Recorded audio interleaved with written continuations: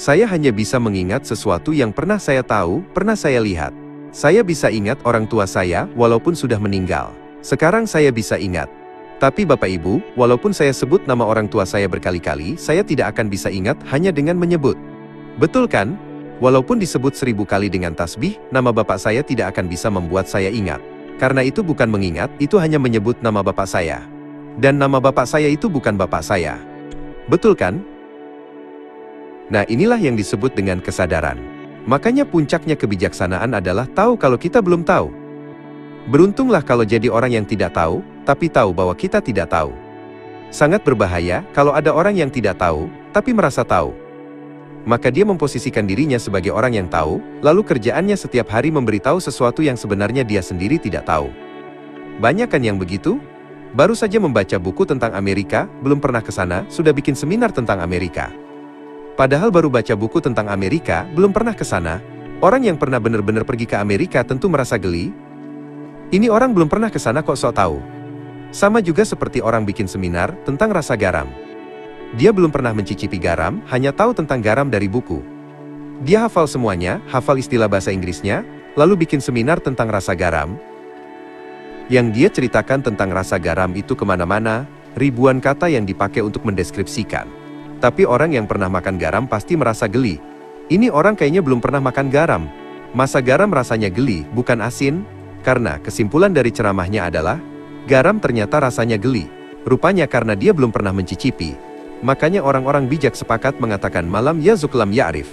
Yang tidak mengalami, selamanya tidak akan paham. Oleh karena itu, hari ini judul kajian kita adalah menipu Allah sama saja menipu diri sendiri. Itulah penipuan yang terburuk dalam kehidupan. Lalu timbul lagi pertanyaan dari saya, kalau saya tanya semua yang hadir, apakah Bapak Ibu pernah menipu diri sendiri? Jawabnya pasti. Amit-amit, masa saya menipu diri saya sendiri? Atau kalau diubah pertanyaannya, pernah tidak Bapak Ibu berbohong? Jawabannya biasanya, pernah apa sering ya? Nah kalau ini jawabannya mungkin iya, walaupun malu-malu. Kadang-kadang ya berbohong juga. Lalu ketahuan kan jawabannya? Kalau begitu, berbohong itu siapa yang dibohongi? Orang lain? Bisa jadi kita sukses membohongi orang lain, tapi kita tidak akan pernah bisa sukses membohongi diri sendiri. Jadi sebetulnya berbohong itu artinya kita sedang menipu diri sendiri. Dan kalau kita masih menipu diri sendiri, itulah penipuan yang paling buruk dalam kehidupan ini. Kembali lagi ke judul tadi, pas ya? Kok bisa judul kajian hari ini menipu diri sendiri? Ada apa ini? Saya selalu percaya, di semesta ini tidak ada potongan peristiwa. Semua itu selalu matching, selalu pas. Pas datang, pas judulnya ini. Artinya, kayaknya kita masih suka tipu-tipu, terutama menipu diri sendiri. Saya percaya sekali, orang yang masih berbohong sekecil apapun, bohong itu sebenarnya dia sedang menipu dirinya sendiri. Oke, itu ya judulnya. Jadi jelas, penipuan terburuk adalah menipu diri sendiri. Semoga setelah ini kita lalui, kita tidak lagi melakukan tindakan menipu diri sendiri. Baik, sudah siap. Saya buka dulu ayatnya. Penipuan itu apa?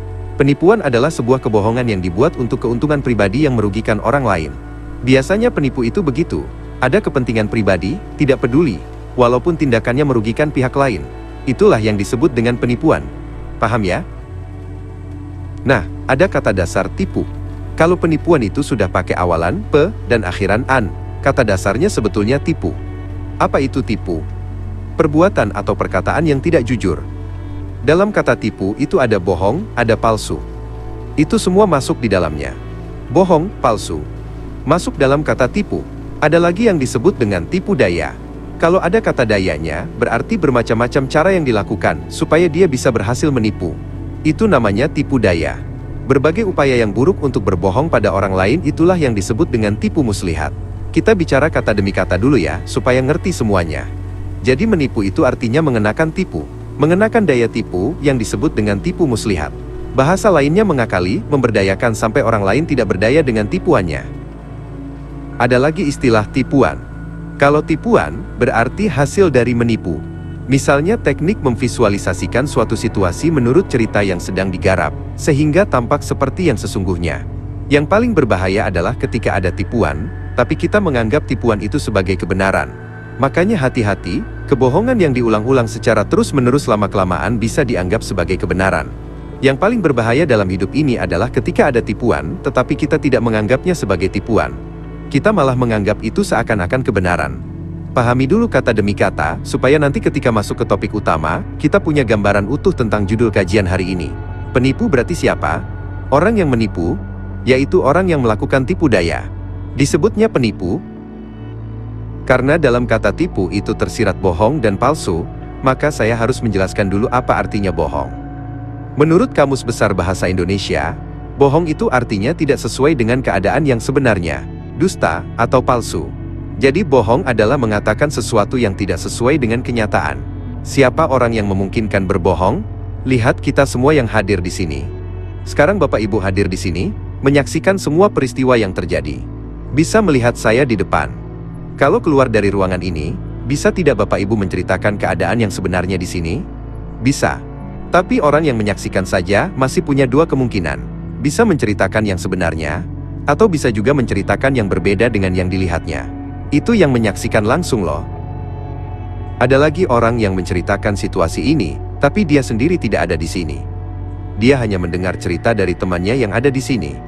Kira-kira yang dia ceritakan akan sama tidak dengan yang hadir langsung di sini? Ada lagi orang ketiga, dia menceritakan kejadian di sini, tapi dapat cerita dari orang lain, yang juga dapat cerita dari orang lain, yang aslinya mendengar dari orang yang hadir di sini. Nah, kemungkinan untuk terjadinya kebohongan di sana lebih besar lagi. Makin jauh dari sumber peristiwa, makin besar deviasinya.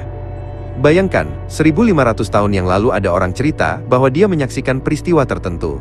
Bayangkan, orang yang terlibat dalam cerita itu sudah ribuan tahun lalu. Sampai ke kita sekarang, bagaimana bentuknya? Bisa kebayangkan? Sementara kita masih percaya saja, betul tidak? Jadi syarat untuk tidak berbohong adalah kita harus menyaksikan langsung dengan mata kepala kita. Dan nanti yang berbohong atau tidak berbohong bukan urusan mata, tapi urusan mulut. Perhatikan mulut ini. Sebenarnya mulut tidak bisa mengatakan apapun kalau tidak ada yang dilihat dan didengar. Mulut itu sifatnya pasif. Kalau mulut ini mengatakan apa yang dia lihat dan dengar apa adanya, itu disebut mulut yang jujur. Yang berbahaya adalah kalau matanya tidak melihat, telinganya tidak mendengar, tapi mulutnya menceritakan sesuatu. Itu jelas kebohongan. Makanya ada istilah menyaksikan dan bersaksi. Menyaksikan dan bersaksi adalah dua hal yang berbeda. Menyaksikan itu tidak ada caranya, kecuali kita berada langsung di TKP. Itu menyaksikan. Tapi bersaksi tidak mesti harus di TKP. Bersaksi bisa di mana saja, asal kita sudah menyaksikan. Maka kita bisa menceritakan dengan mulut kita apa yang kita saksikan, di mana saja. Jadi bersaksi bisa di mana saja, tapi menyaksikan harus di TKP. Pertanyaan saya, saat seseorang bersaksi dengan mulutnya, berarti dia sedang mencoba mengingat apa yang disaksikan. Pertanyaan saya, apakah orang ini bisa berhasil mengingat yang pernah disaksikannya? Bisa, kalau dia betul-betul berada di TKP saat kejadian. Nah, kita ini aneh, sering bersaksi padahal tidak pernah berada di TKP. Kira-kira, kesaksian yang disampaikan oleh orang yang bersaksi tapi tidak berada di TKP, itu asli apa palsu? Palsu. Kalau palsu, masuk tidak dalam kategori tipu? Masuk. Kalau palsu, masuk tidak dalam kategori penipuan? Masuk. Siapa yang ditipu? Ya dirinya sendiri. Itulah penipuan yang terburuk. Oke, sudah ngerti ya? Sampai dijelaskan dengan bahasa Indonesia pelan-pelan, supaya jelas dan tidak ada keraguan lagi. Sekarang kita coba buka Al-Quran, Surah An-Nisa, ayat 142. Sebenarnya ayat ini sering saya sampaikan, hanya saja kali ini dalam konteks tipu-menipu, ayat ini menjadi penting, karena di dalamnya ada kata tipu. Innal munafiqina yukhadi'unallaha wa huwa khadi'uhum. Sesungguhnya orang-orang munafik itu menipu Allah, dan Allah akan membalas tipuan mereka. Nah, muncullah kata tipu di situ. Jadi siapa yang suka menipu Allah? Menurut ayat ini, orang-orang munafik. Kalau saya tanya di ruangan ini, apakah ada orang munafik? Wah, pasti jawabannya, amit-amit. Karena mendengar kata munafik, yang terfikir langsung adalah orang lain. Betul tidak? Sekarang kita jelaskan dulu siapa orang munafik itu. Tapi sebelum itu, saya ingin luruskan pemahaman kita tentang ayat ini. Seringkali kita merasa sudah mengerti, padahal sebenarnya belum. Saya kasih contoh. Bapak Ibu yakin tidak, kalau rizki itu ditentukan oleh Allah? Yakin ya? Pertanyaan berikutnya, bagaimana cara Allah menentukan rizki itu? Tahu tidak? Kebanyakan orang bilang iya, rizki ditentukan Allah. Tapi jangan-jangan cara kita memahami bagaimana Allah menentukan itu keliru.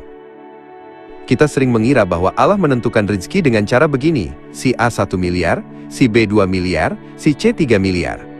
Kalau begitu, bahaya sekali.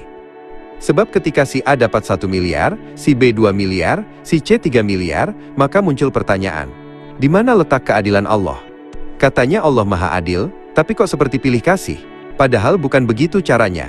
Allah memang menentukan rezeki, tetapi bagaimana cara Allah menentukannya? Ternyata caranya begini. Allah menyediakan rezeki yang sama untuk semua orang. Allah Maha Adil. Setiap orang diberi waktu yang sama, 24 jam. Setiap orang diberi tangan yang sama, 2. Setiap orang diberi pikiran. Setiap orang diberi kaki sama. Lalu kenapa rezekinya bisa beda-beda? Karena cara masing-masing orang mengambilnya berbeda.